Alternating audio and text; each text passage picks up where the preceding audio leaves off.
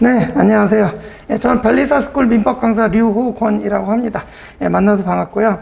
저는 오늘 그 민법 공부 방법론에 대해서 이제 여러분들 처음 시작하는 분들 상대로 이렇게 좀 어떻게 민법을 공부하면 되는지 하고 전체적인 시험 과정에 대해서 조금 더 이제 말씀을 드리도록 하겠습니다. 자, 그러면 일단 조금 전에 이제 그 생물 선생님한테 이제 설명 들으셨을 텐데, 일단 우리 변리사 1차 시험은 이제 세 과목으로 구성되어 있습니다. 그죠? 그래서 지제법, 지적재산권법 이렇게 하고, 그 다음에 이제 민법하고, 그 다음에 이제 자연과학. 그래서 조금 전에 이제 자연과학에 대해서 설명 많이 들으셨을 텐데, 각각 100점씩이에요. 그죠? 그래서 1차는 이제 우리 객관식밖에 안 봐요. 객관식 오지선다여가지고 이제 그 문제 이제 OX 고르면 되는 이제 그런 시험이고, 근데 이제 지제법 안에는 특허법하고, 그 다음에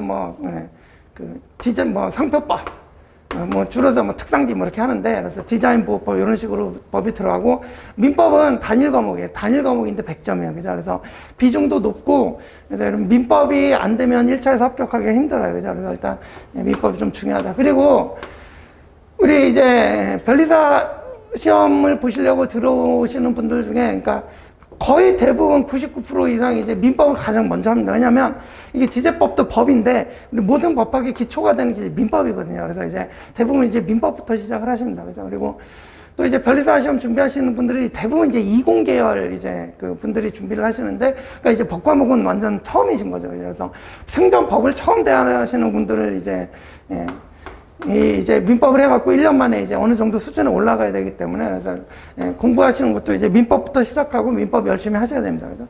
그래서 이제 민법하고 이렇게 자연과학 100 이렇게 나가고, 그래서 민법 안에는 일단 이것도 이제 그 목차가 있죠. 그러니까 가장 크게 이제 대목차로 이렇게 나눠보면 민법 총칙이라는 게 있고, 이거 이제 여러분 처음이니까 이제 다 적을게요. 민법 총칙.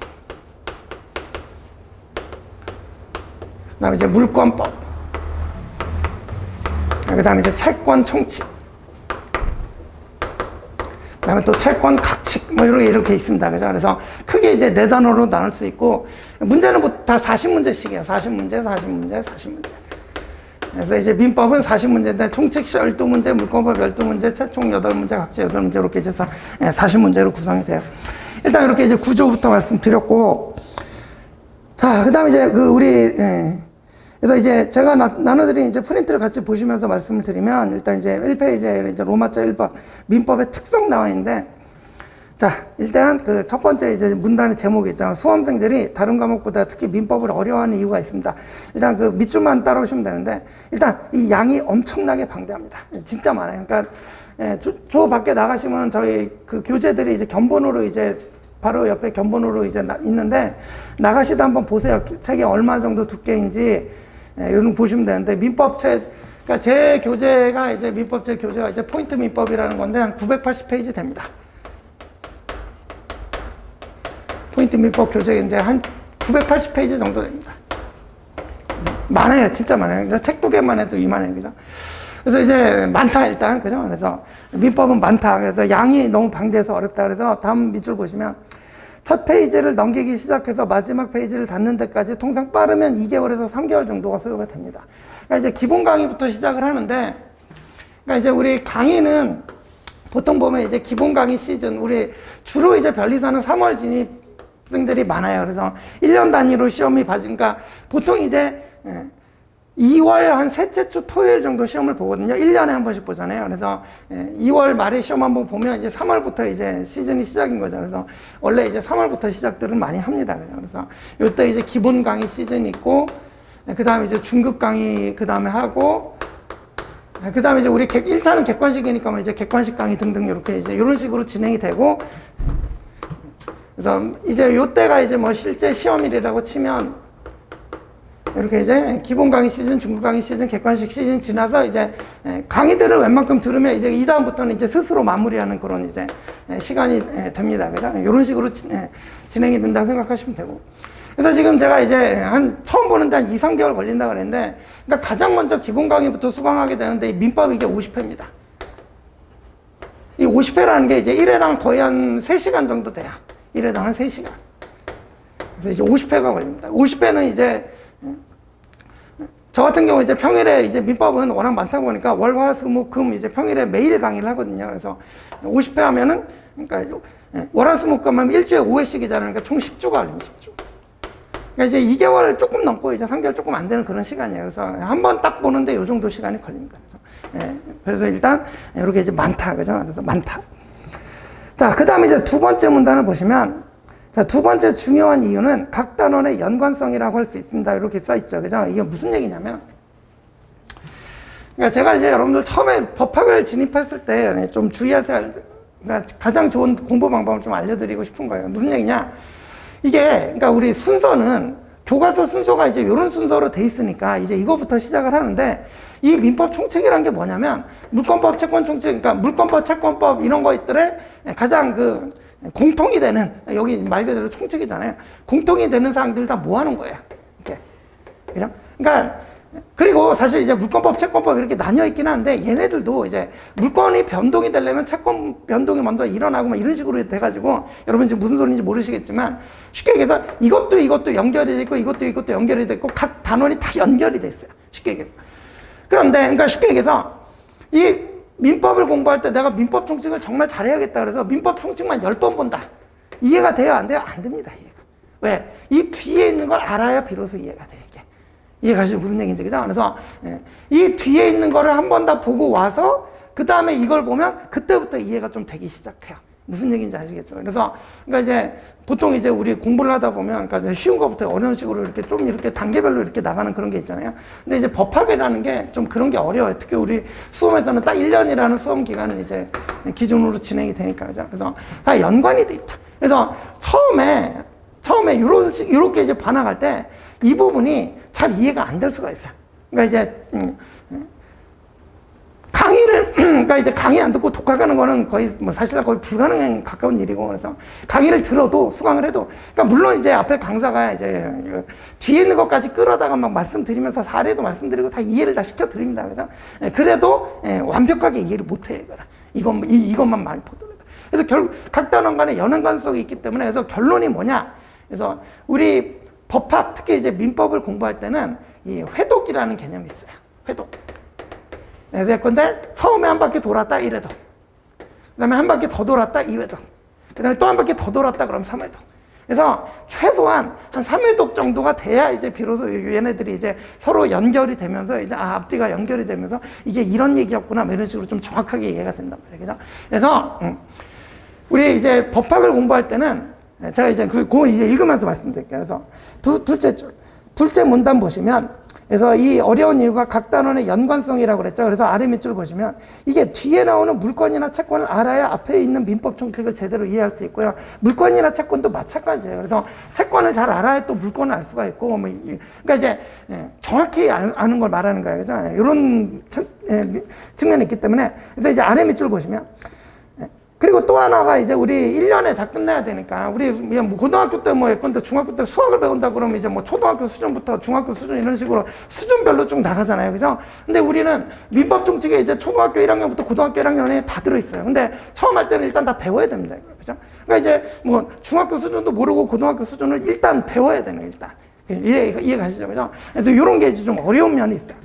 그래서 이제 결론을 보시면 세 번째 문단인데, 이 민법 공부할 때 처음에 시작할 때 중요한 부분은 뭐냐면, 민법은 각 단원 간 연관성이 있어서 뒤에 내용을 알아야 비로소 앞에 부분이 이해가 된다는 특성을 좀 가지고 있습니다. 그래서 최소한 3회독 정도는 돼야 비로소 제대로 이해가 돼요. 그래서 이제 꼼꼼하신 분들은 처음부터 막 이해 안 되면 못 넘어가고 막 이런 분들 계세요. 여기서 정체되고 못 넘어가고 싶고 그러는데 우리 민법 공부할 때 그러면 안 돼요. 일단 끝까지 가봐야 돼요. 그래서 뒤에 이게 무슨 내용들이 있는지 일단 보고 와서, 그러니까 보고 와서 돌아와서 다시 볼 때 그때부터 이제 정확하게 이해가 되고 문제가 풀리게 되고 막 그렇게 되거든요. 이해가시죠? 그죠? 그래서 셋째 줄. 그런데 이게 이제 980페이지 한 번 보는데 이제 50페이지 10주 걸린다고 그랬잖아요. 그래서 한 번 1회독 하는데 이제 10주 걸렸다. 그 다음에 2회독하러 돌아갔더니 이거 봤는데 이미 10주 지났잖아요. 가물가물해. 이게 또 생각이 안 나. 그러니까 이제 두 번째 돌아갈 때 또 가물가물해지고.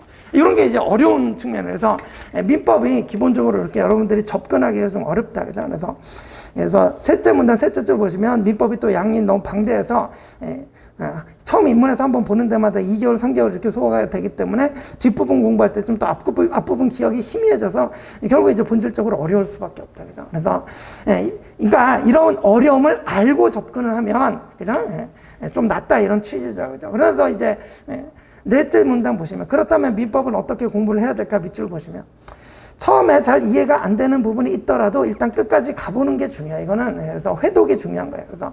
그래서 다음 밑줄 일단 끝까지 무슨 내용이 있는지 보고 와서 다시 반복이 돼야 그때부터 실력이 향상된다 그랬죠. 그래서 따라서 처음부터 끝까지 그러니까 이제 보통 이제 성격 꼼꼼하신 분들은 이제 못 넘어가고 막 이렇게 있는데 제가 이제 그 굵은 글씨로까지 해놨죠. 보시면 일단 처음부터 끝까지 천천히 자세하게 이렇게 막 시간 많이 들여서 읽어나가는 이런 방식보다는 조금 부족하다 싶어도 일단 빠르게 가야 돼요. 일단 끝까지. 그래서 부족하다 싶어도 빠르게 여러 번 반복해서 앞과 뒤가 연결이 되도록 학습하는 게 이게 훨씬 효과적이다. 그런 취지예요. 그죠?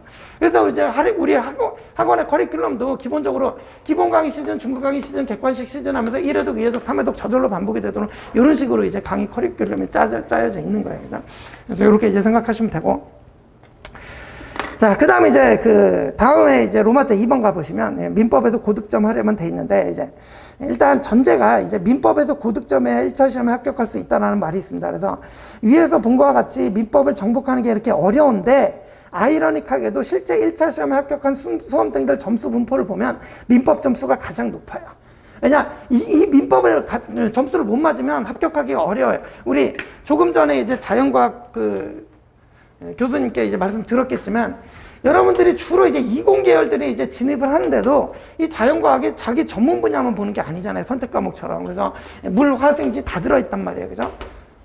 그럼 어떤 사람은 이제 생물은 잘하는데 물리는 못한다. 뭐 이게 다 있어요. 그래서 그리고 이제 자연과학 문제의 난이도도 만만치 않다 보니까 이게 이제 앞에서 들으셨겠지만 그래도 요즘은 조금 좀 쉬워졌다는 말씀들을 좀 하세요. 그래가지고 조금 쉬워져갖고 요즘만 한 70점 정도 이렇게 잡는데 제가 몇 년 전만 해도 자연과학만 60점 맞으면 합격할 수 있다면 이런 식으로 얘기가 나왔을 정도로 그러니까 이제 통상적으로 자연과학 이제 합격하는 수험생들 자연과학 점수를 보면 60점, 70점대라고 생각하시면 돼요.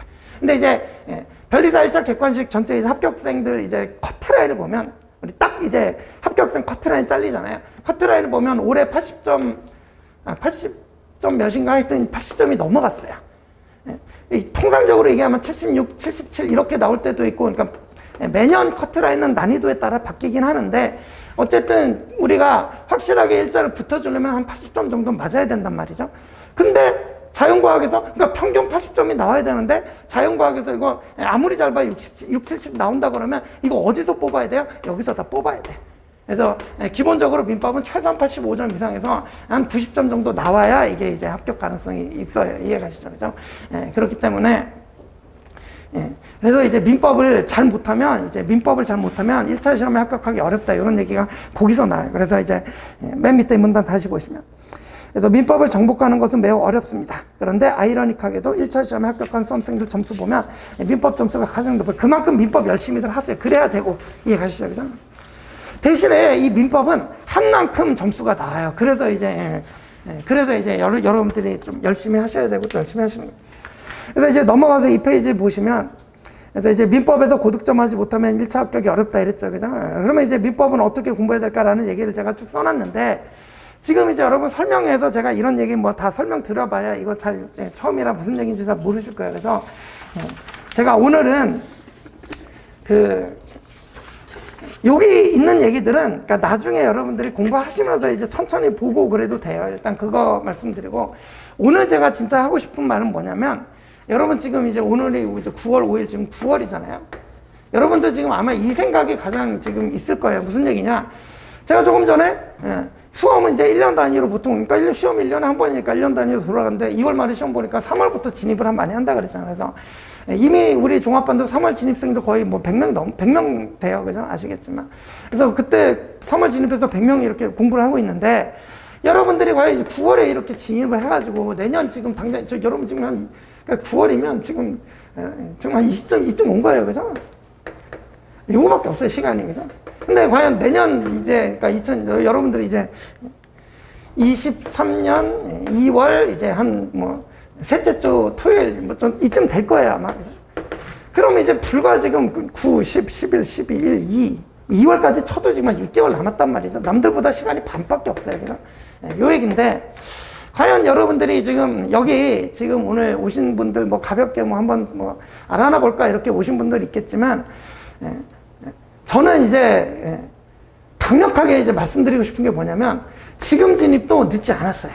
저 이제 9월 이후에 진입해갖고 1차 합격하시는 분들 있어요. 물론 그 수는 많지 않아요. 당연히 많을 수가 없어요. 수는 많지 않은데 이거 해내시는 분들이 있어요. 6개월 만에 이거 1차 시험 합격하시는 분들이 있어요. 그래서 제가 진짜 한 11월쯤 뭐 설명회 한다 그러면 그냥 요거는 뭐 연습 삼아 보시고 뭐 내후년으로 넘겨라라고 얘기를 하는데 10월도 조금 무리가 있긴 한데 10월도 일단 그렇게 말씀드렸는데 9월 진입상이다 한번 해볼 만해요. 그래서 이 시험 이제 들어오겠다 생각하면 일단 제일 중요한 게 뭐냐면 빨리 붙어 나가는 게 최고예요, 이 시험은.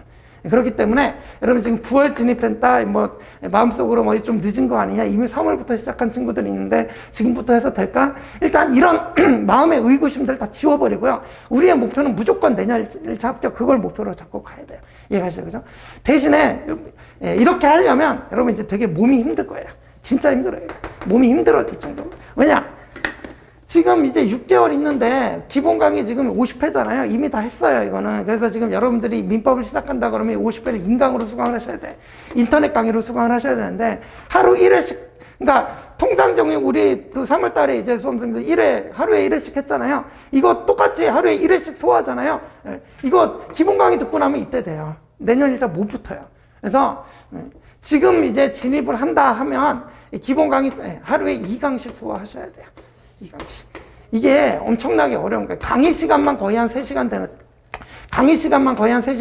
2강이니까 이제 강의 시간만 6시간 정도 되거든요. 6시간. 6시간 그러면 강의만 들으면 끝나는 게 아니라 우리 기본적으로 제가 이제 강의를 소화했다는 표현을 쓰잖아요. 그러면 한 강의를 소화했다 하려면 일단 여러분들 예습은 필요 없어요. 예습해봐야 무슨 소리인지 모르니까 일단 강의부터 수강하고 그 다음에 이제 복습하고 그 다음에 이제 뭐 조금 이제 객관식 문제, 기출문제 조금 풀어보는, 저는 이제 그거를 이제 소화했다고 표현을 하거든요. 그러니까 하루에 3시간짜리 강의 하나 듣고 그 다음에 거기에 해당되는 교과서 한번 정독하고 읽고 그 다음에 거기에 그 부분에 해당되는 기출문제, 그건 이제 많지는 않아요. 그래서 조금 풀고, 그래서 그거까지 다 하면 이제 소화했다고 치는 거예요. 그럼 이제 우리 기본 강의 들을 때 이제 통상적인 수험생들 보면 하루 1강 소화하기도 만만치 않아요.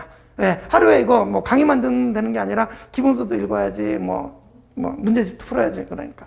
그럼 이제 이 친구들이 하루에 1강씩 소화했던 거를 지금 여러분 9월 진입하면 2강씩 소화해야 되는, 이게 쉬운 게 아니에요, 이게. 진짜, 그러니까 이때만 진입해도 근데 뭐 주말에 좀 쉬시고 뭐 체력 충전 좀 하고 뭐 그렇게 되는데, 여러분 9월에 진입했다 그러면 주말도 없어요. 주말 있으면 안 돼요. 무슨 얘기인지 아시죠? 그죠? 그래서 어려워요. 그리고 제가 이제 몸이 힘들다 그랬죠. 그죠? 이거를 해내려면 몸이 힘들어요. 근데 제가 한 가지 말씀드린 거예요. 이거를 해내시는 분들은 그만큼 효과는 좋아요. 왜냐하면 제가 이게 이제 많아서 오래 보고 돌아오면 기억이 희미해지고 막 이렇게 된다 그랬잖아요. 근데 이걸 짧게 단축을 해갖고, 그러니까 1년에 한 5번 볼 거를 6개월 안에 5번을 보잖아요. 효과는 어떻겠어요? 효과 훨씬 좋아요. 이해가시죠? 그죠? 그래서 이게 진짜 힘들어요. 되게 독하게, 진짜 독해야 돼요. 진짜 독한 말. 제가 이렇게 말씀을 드리는데 이거 해내시는 분 별로 없어요. 근데 해내면 합격 확률 높아진다니까. 그죠? 그래서 지금 9월 진입생들, 지금 여기 오신 분들도 오늘 뭐 좀 알아나 보고 좀 뭐 시작해 볼까 이런 생각으로 오셨다 하더라도, 만약에 이 시험에 아예 진입을 안 하려면 몰라도 진입하겠다는 생각이 있으면 그럼 반드시 지금부터 당장 내일부터 기본 강의 시작하셔가지고 이 하루에 2강씩 소화해가지고 이때 1차 시험 합격을 목표로 하셔야 돼요. 안 그러면 어려워요. 이해하시죠? 그죠? 그래서 괜히 이제 여러분들 괜히 뭐 처음부터 이제 겁주고 그러는 것 같은데 그렇게 하셔야 돼요. 그죠? 그리고 만약에 설령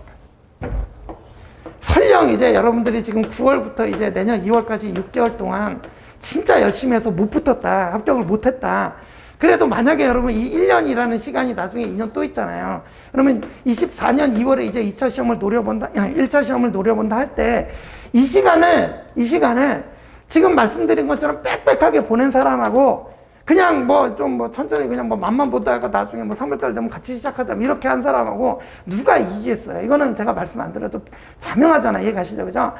그래서 지금 이렇게 빡빡하게 해놓으면 나중에 이때 시험 본다 그러면 이때 합격률이 배로 높아져요. 무슨 얘기인지 아시겠죠? 그죠? 그래서 올해는 모르고 내년에 붙겠다 이런 생각을 가지신 분들도 일단 이 시간 허투루 보내시면 안 돼요. 그 말씀 드리고 싶은 거예요. 이해가시죠? 그죠? 그래서 여러분들 힘들겠지만 사실 오늘 제가 이제 민법 공부 방법론 이런 것도 중요하지만 제가 오늘 드리고 싶은 말 중에 제일 중요한 건 이건 것 같아요. 그래서 이제 여러분들 9월 진입생이지만 할 수 있다는 생각을 가지고 이제 6개월밖에 안 남았지만 남들보다 2배로 열심히 해가지고 주말도 없어요. 지금은 그냥 달려야 돼 그냥 무조건. 그죠? 그래서 최소한 한 2개월 정도는 그러니까 여러분 이럴 때는 자 9월 진입생은 기본 강의, 중급 강의, 객관식 강의 이런 시즌으로 간다 그랬잖아요.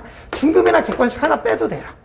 일단 기본 강의만 듣고 그러니까 기본 강의만 듣고 자기 혼자 무지하게 반복한다? 그래도 돼요. 그게 오히려 나아요.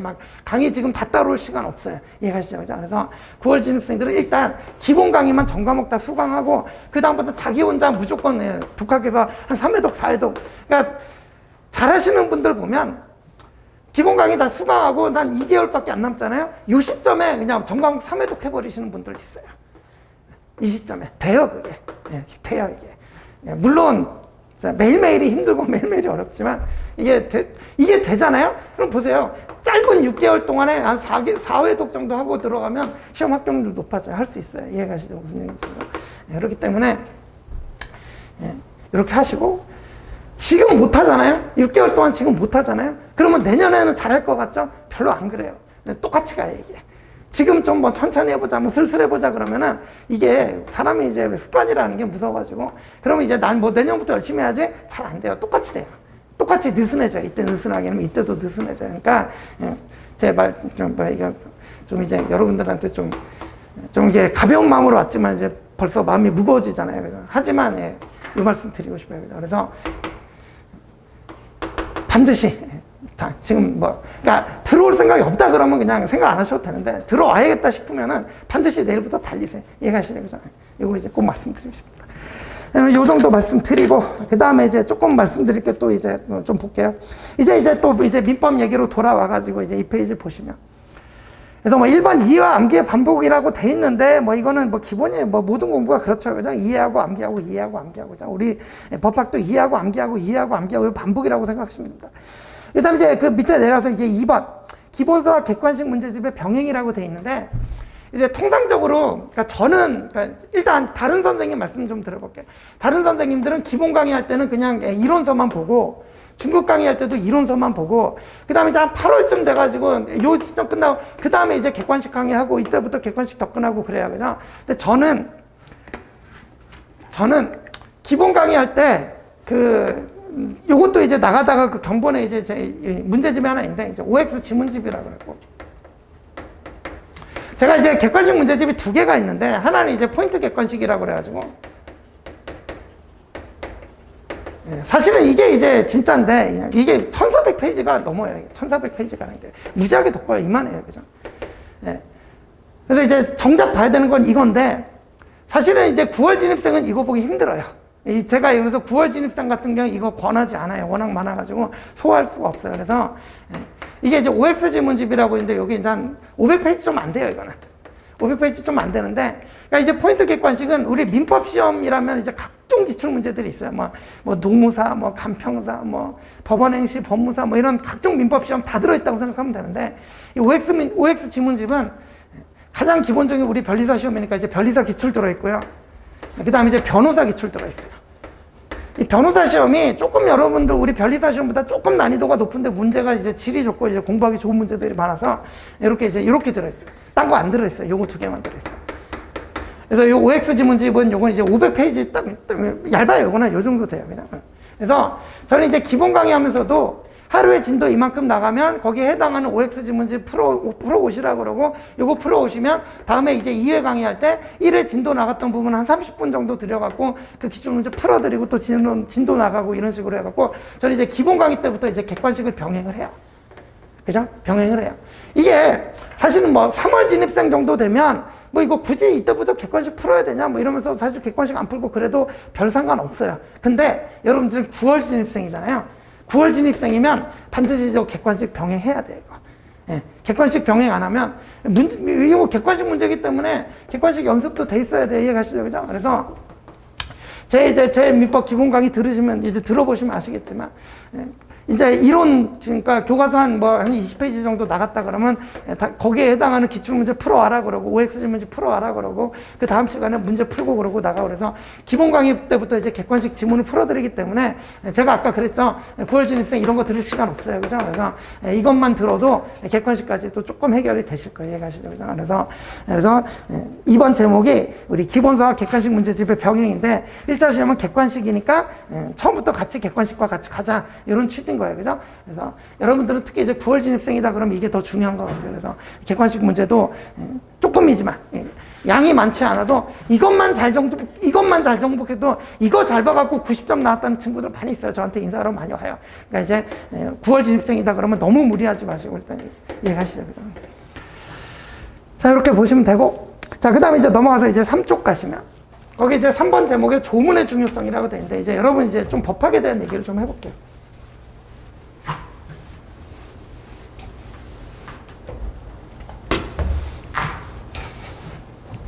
그 법학에는 기본적으로 일단 여러분들 아무리 이공계열이라도 이 정도는 아시잖아요. 조문이라는 게 있고요. 그 다음에 이제 이거 모르겠는데 이제 판례라는 게 있어요. 이 판례가 뭐냐면 이제 대법원 판결이에요. 대법원 판결. 이렇게 있습니다. 그죠? 그래서 민법 조문이 이렇게 있고, 그 다음에 이 조문을 기초로 이제 판례라는 게 있는데, 그 다음에 이제 이론이라는 게 또 있어요. 우리 이론이 뭐냐면, 그러니까 이제 이론을 다른 말로 표현하면 이제 견해 대립이랄까? 예컨대 이제 A라는 사건이 있을 때 이렇게 해결할까 그런 게 이제 견해 대립이 있을 수 있잖아요. 그래서 그러면 견해 대립이 있으면 그 견해 대립이 이제 판례 형태로 나타나는, 이 중에 우리 판례는 어떤 태도를 취하고 있다 그러면 여기 이제 판례로 나타나는 뭐 이런 식인 건데, 그래서 우리는 법학은 공부하다 보면 이렇게 조문, 판례, 이론 이렇게 이제 구성이 되는데 시험에서는 제가 이제 거기도 써놨지만 비중을 따져보면 이제 조문은 한 10에서 20% 정도 출제되는 것 같아요. 10에서 한 20% 정도. 그 다음에 이제 판례가 거의 70에서 80% 정도 출제되는 것 같아요. 이론은 뭐 이제 한 5% 미만. 이거는 그럴 수밖에 없죠. 견해 대립 있으면 객관식에서 답을 내기가 어려워요. 그래서 정답이라고 부를 수 있는 게 있을 수가 없어요. 이론은. 그래서 이론 문제는 많이 안 나오고 이제 판례는 대법원 판결이 딱 있으니까 이거는 정답이 딱 있거든요. 이해가시죠? 그래서 이런 식으로 출제가 되는데, 그래서 여러분들도 실제 민법 공부하면 판례를 제일 열심히 봐요. 왜? 제일 많이 나오니까. 70에서 80% 나오니까 판례가 제일 많이 나와요. 이제 판례를 열심히 공부하시는데, 저는 이제 기본 강의 때부터 그렇지만 이 조문의 중요성, 그러니까 이거는 여러분 법학을 공부하는 사람의 기본입니다. 그래서 처음 시작할 때 이 습관을 잘 잡아야 돼요. 그래서 자, 조문, 그러니까 판례라고 이렇게 물론 시험에 많이 나오고 하지만 조문을 제대로 알아야 판례를 제대로 알 수가 있는 거예요. 그래서 여러분들이 뭐 공부하다 보면, 그러니까 이제 이게 여러분들도 사실 다 알아요. 그래서 조문이 중요하다는 거 아는데 시간이 없고 막 하도 바쁘고 하다 보니까 이거는 좀 소홀히 하고 막 일로 가게 되고 막 이렇게 된단 말이에요. 저절로 그렇게 돼요.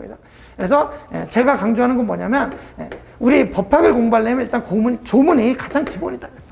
판례도 다 조문에서 나오는 거다. 여기서 다 나오는 거다. 그래서 이제 조문을 좀 중시하자. 이런 얘기예요. 그래서 이제 좀 보시면 3번 조문의 중요성 밑줄 보시면 출제 비중으로 보면 판례, 조문, 이론 순서고, 그래서 판례가 가장 이제 많이 출제된다 이거죠. 그죠? 근데 이제 아래 밑줄 보시면 판례를 정확히 알기 위해서는 조문의 숙지가 선행이 돼야 되는 거예요. 그래서 실전에서도 평이한 판례 문제는 대부분 수험생들이 열심히 하니까 다 맞춰요. 근데 조문 나중에 보면은 이제 결국 한 문제, 두 문제 차이로 떨어지고 그러는데 그 차이가 이제 조문 문제에서 차이가 나는 경우가 되게 많아요. 이해가시죠? 그죠? 그래서 실제로 이제 시험 점수 맞는데도 이제 조문이 중요하고, 그 다음에 이제 그래서 이제 판례 문제는 대부분 맞추다 보니까 조문 문제에서 승부가 나는 경우도 많이 있다 그랬죠. 그죠? 그래서 많이 봅니다. 그죠? 그리고, 그래서 이제 두 번째 문단을 보시면 여러분들이 이제 처음 접근하잖아요. 그래서 가장 중요한 것은 조문을 대하는 자세라고 하는 거예요. 제가 말씀드리고 싶은 것도 이거. 그래서 밑줄 보시면 반드시 별도의 조문집을 가지고 다니면서 수업을 들을 때나 기본서를 볼 때나 객관식 문제집을 풀 때나 조문이 나오면 그 조문집을 열고 확인하고 이런 습관을 좀 잘 잡아놓죠. 그죠? 이게 자연스럽게 몸에 습관화가 되어 있어야 돼요. 그죠? 그게 사실은 제일 중요한 얘기예요. 이해가시죠? 그죠?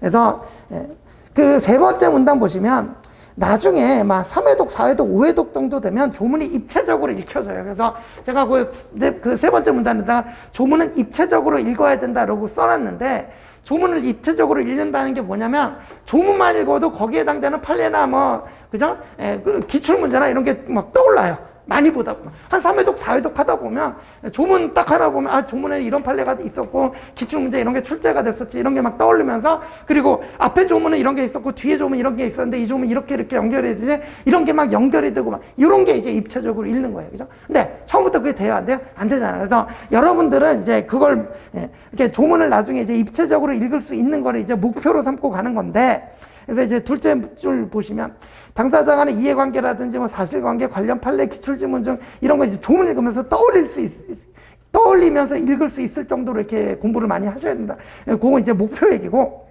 그래서 다른 밑줄 보시면 조문과 판례 기본서 객관식 문제집을 이렇게 유기적으로 계속 반복해서 학습하다 보면 어느 순간인가 이렇게 입체적으로 읽을 수 있게 되는데 그 실력이 많이 향상된 거죠. 그죠? 그래서 이렇게 되려면 제가 여러분들한테 이해하고 싶은 건 여기에요. 이렇게 되려면 조문집을 항상 옆에 두고 나올 때마다 확인하는 습관이 중요한 거예요. 그래서 제가 초심자라면 우선은 초심자면 처음에 이건 뭘 입체적으로 못 읽어. 처음에는 국어적 의미만 이 조문이 무슨 소리인지 국어적 의미 뭐 이거 이해하기 바쁘잖아요. 처음에는 사실은. 그죠? 그래서 처음에는 이렇게 이제 국어적 의미를 이해하는 데 초점을 두고 이렇게 읽게 되겠지만 어쨌든 조문과 친해지는 연습을 해야 돼요. 그래서 굵은 글씨 제가 써놨는데 이게 결론이에요. 초심자라면 민법을 공부할 때 항상 조문집을 들고 다니면서 수시로 보는 태도 요것만 길러도 일단 기본은 좀 잡힌다 이렇게 말씀드리는 거예요. 이해가시죠? 그죠? 그래서 저도 이제 뭐 종합반 수험생들한테 계속 말씀드리지만 뭐 밥 먹을 때도 조문집 옆에 두고 봐라 뭐 그죠? 그래서 우스갯소리지만 제가 여기 강의하는데 여기 밖에 보이잖아요. 저 바로 앞에 호프집 있어요. 불과 한두 달 전에 생긴 건데 여러분들 힘들다 뭐 공부하다 힘들면 저기 맥주 한잔 하러 가도 되는데 조문집 들고 가라 이런 농담 삼아서도 이런 얘기도 해요. 그만큼 항상 붙어 다녀야 된다는 얘기예요. 그래서 여러분들 밥 먹을 때도 그냥 밥 먹으면 안 돼요. 조문집 옆에 두면서 보시면서 밥 먹어야 되고 쉬운 얘기가 아니에요. 이게 진짜 제가 아까 독해져야 된다 그랬잖아요. 특히 이제 9월 진입생분들은 그렇게 안 하면 따라잡을 수가 없어요. 그죠? 그래서 그런 말씀 드리고 그래서 이제 밥 먹을 때도 보고 그죠? 그리고 공부하다가도 이게 조문이 몇 조였지 뭐 이런 조문이 있었나 그러면 찾아보고 이런 이제 습관을 잘 잡죠. 처음부터 이제 조문집을 잘 보는 습관을 잘 잡죠. 요게 이제 포인트인 거예요. 되셨죠? 그죠? 자, 그 다음 이제 4번 교재의 선택이라고 나와 있는데, 요거랑 관련된 얘기인데, 우리, 법학이라고 하면 상당히 이게 깊이가 있어요. 그래서 우리 민법 교수님들, 그러니까 우리 학교에 이제 대학 교수님들, 저명 교수님들 계시잖아요. 이 저명 교수님들이 쓰신 저서가 있어요.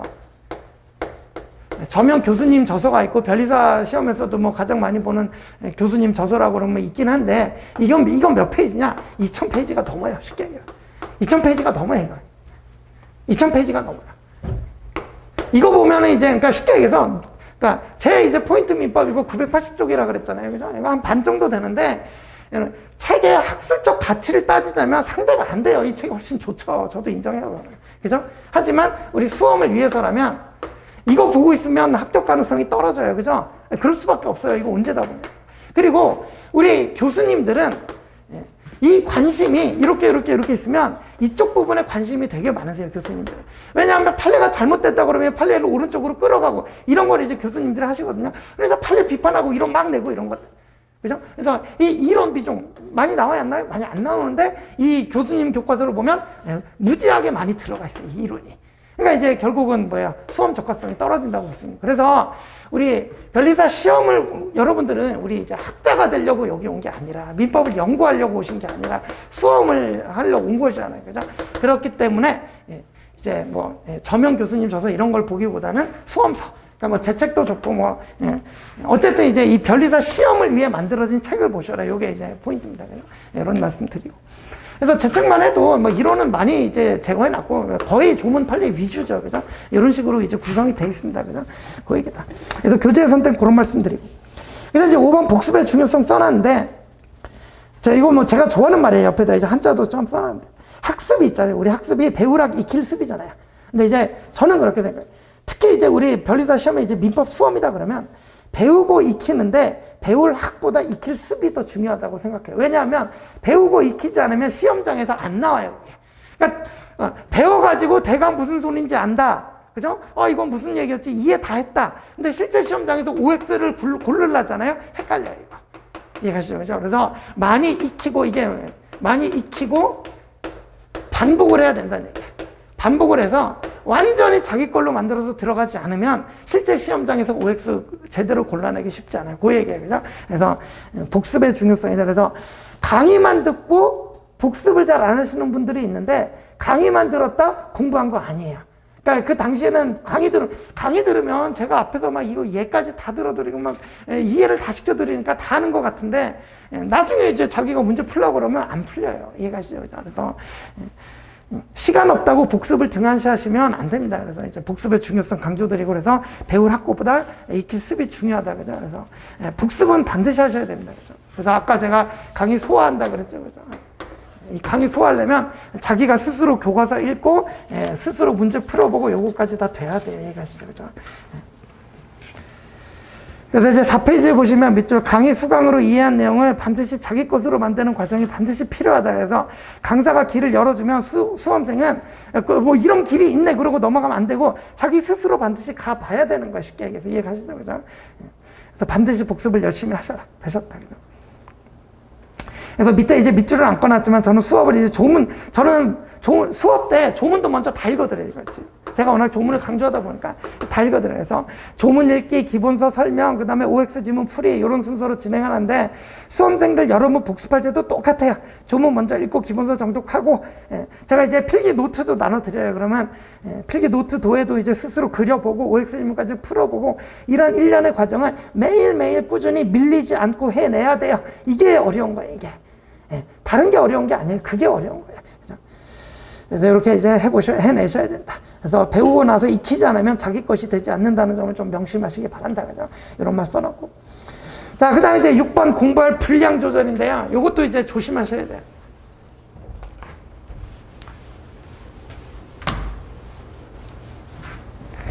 그래서 제가 이제 자주 그리는 그림이 뭐냐면 이런 그림인데 이게 2021년 시험에 이게 나왔다. 20년 시험에 나왔다. 19년 시험에 나왔다. 18년, 17년에 나왔다. 그러면 자, 21년에 한 번 딱 나오고 이전에도 나온 적이 없는데 이때 한 번 나왔다. 그 다음에 20년 시험에도 이전에 나온 적 없는데 이때 한 번 나왔다. 무슨 얘기인지 아시겠죠? 그죠? 근데 이 가운데 있는 부분은 뭐예요? 매년 나온다. 매년 나온다. 근데 여러분들이 중요한 건 뭐예요? 이게 중요한 거잖아. 이게 중요한 게 아니라. 그죠? 근데 이제 수험생들이 보면 첫 번째 불안감. 여기서 나오면 어쩌지? 여기서 나오면 이거 모르면 틀리면 한 문제 차이로 떨어지는데 불안하니까 이거까지 본다. 그죠? 예. 그 다음에 이제 두 번째 지적 호기심.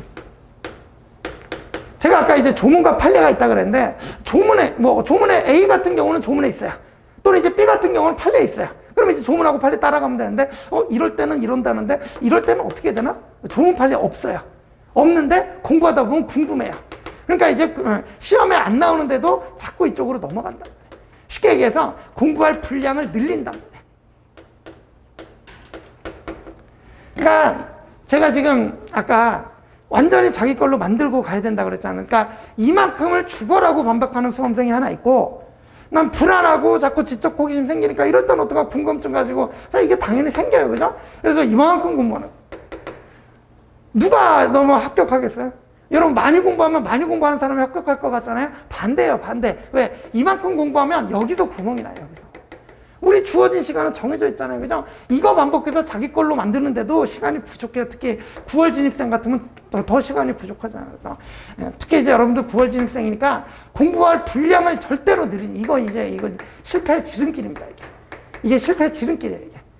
그러니까 여러분들은 딱 이제 우리 6개월밖에 없으니까 이거에다 집중을 해가지고 그러면 이제 이건지 어떻게 하냐? 가장 이제 핵심적인 지표가 기출문제예요. 나온 적 있냐 없냐 이거예요. 그죠? 그래서 매년 나오는 문제들 보여요. 이제 문제집 보다 보면. 제가 이제 처음부터 OXG 문제 던져드리고 기본 강의 볼 때부터 기출 문제 좀 익숙해져라고 말씀드린 이유가 사실은 객관적 문제 연습도 있지만 이 OXG 문제 기출 문제로 구성이 됐기 때문에 이거 보다 보면 중요한 거하고 안 중요한 게 구별이 돼요. 이해가시죠? 그래서 우리는 좀 엉뚱한 데 신경 쓰지 말고 중요한 걸 열심히. 이게 또 중요한 문제가 뭐냐면 민법을 이렇게 양을 늘리는 수험생은 그게 본인의 성향이기 때문에 민법에서도 늘리면 나중에 특허법 가서도 이만큼 늘리고 상표과 가서도 이만큼 늘리고 모든 과목을 다 늘려서 공부를 해요. 1년 갖고 나와야 하나요? 답이 안 나오게. 이해가시죠? 그죠? 그렇기 때문에 여러분 보다 공부할 분량의 확정도 이것도 수험생활에서는 매우 중요한 얘기예요. 함부로 공부 분량을 막 늘리잖아요. 소화가 안 돼요. 그래서 저 이제 이런 표현을 쓰는데 너무 분량을 늘리다가 제대로 정리를 못하고 이제 시간은 가는데 시험 날은 정해져 있잖아요. 쉽게 얘기해서 제대로 정리가 안 된 상태에서 끌려 들어가요. 시험장에. 그럼 합격해요? 합격 못해요. 근데 이만큼이라도 완전히 자기 걸로 만들어서 딱 준비가 돼갖고 시험날 딱 준비된 상태로 들어가면 누가 이기겠냐고. 제가 하고 싶은 말씀 그거 되셨죠? 그죠? 그래서 6번 공부할 분량이 조절이다. 그래서 밑줄 기본기와 절제가 매우 중요합니다. 그래서 이제 아래 밑줄 보시면 이 민법 공부를 하다 보면 필연적으로 지적 호기심이 발생하게 돼요.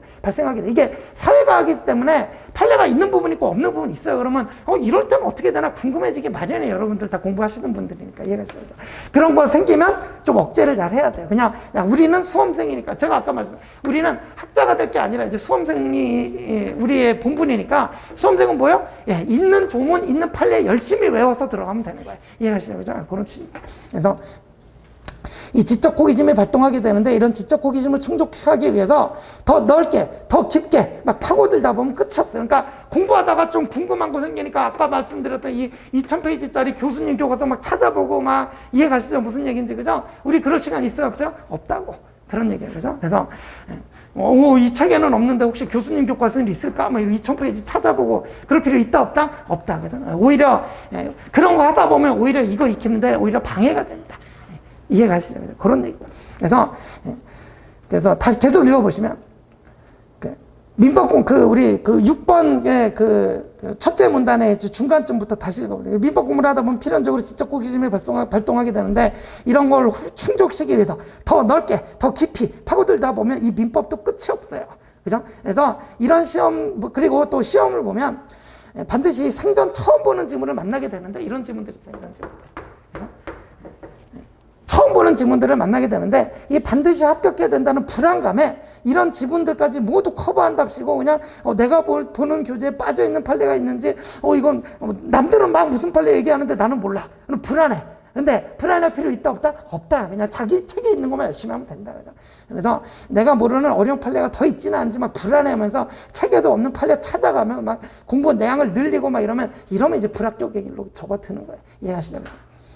그래서 이제 아래 밑줄 두 번째 문단, 이게 항상 공부할 때 지적 호기심과 불안함에 대한 적절한 제어가 필요해요. 그래서 제가 이런 표현 잘 씁니다. 요거 이제 여러분들도 요 말 잘 기억하세요. 우리 변리사 시험이 합격하기 어려운 시험인데 남들 못 맞추는 문제까지 맞아야 합격하는 시험이 아니에요. 남들 다 맞추는 문제만 다 맞아도 합격하는 데 지장이 없는데 그걸 못 한다는 얘기죠. 이해가시죠? 그죠? 그래서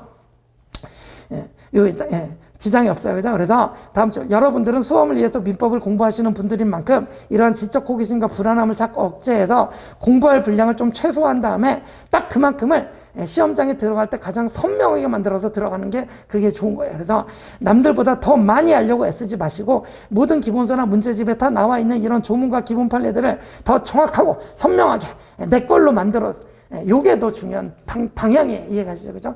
요렇게 노력하다 보면은, 그럼 이제 합격에 가까워질 겁니다. 되셨죠? 그죠?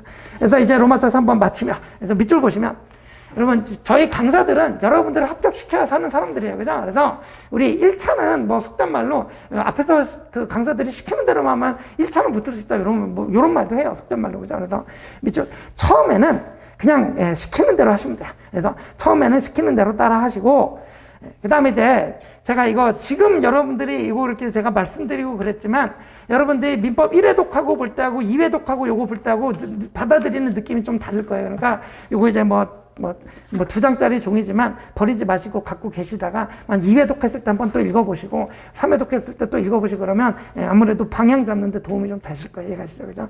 이렇게 회독수가 늘어날 때마다 한 번씩 읽어보시고. 다음 밑줄. 이게 여기 들어오는 수험생 중에 노력을 안 하는 사람은 거의 없어요. 그래서 밑에서 셋째 줄. 노력만으로는 합격을 보장할 수가 없어요. 그 노력이 올바른 방향으로 가야 돼요. 엉뚱한 방향으로 가면 합격하기 힘들어요. 그러니까 그래서 이런 올바른 방향으로 투자될 수 있도록 저를 비롯한 이제 다른 강사님들도 모두 다 노력을 할 테니까 여러분들도 이제 각오를 좀 단단히 하시고 이 시험에 들어오시게 되면 열심히 하시면 되겠습니다. 되셨죠? 그죠? 좀 길어졌는데 여러분들을 위해서 좀 드리고 싶은 말씀이 많다 보니까 그렇게 됐습니다. 자, 그러면 이제 오늘 가셔가지고 마음을 좀 정리를 해보시고 해야겠다 싶으면 빨리, 그죠? 빨리, 그리고 열심히, 그래서 반드시 내년 시험에 합격하자는 목표로 그렇게 가시기 바랍니다. 자, 그러면 다음에 또 뭐 강의나 이렇게 기회에 대해서 만날 수 있으면 그럼 또 만나 뵙도록 하겠습니다. 오늘 설명이 듣느라고 수고 많으셨고요. 다음에 또 뵙겠습니다. 수고하셨습니다. 네, 고맙습니다.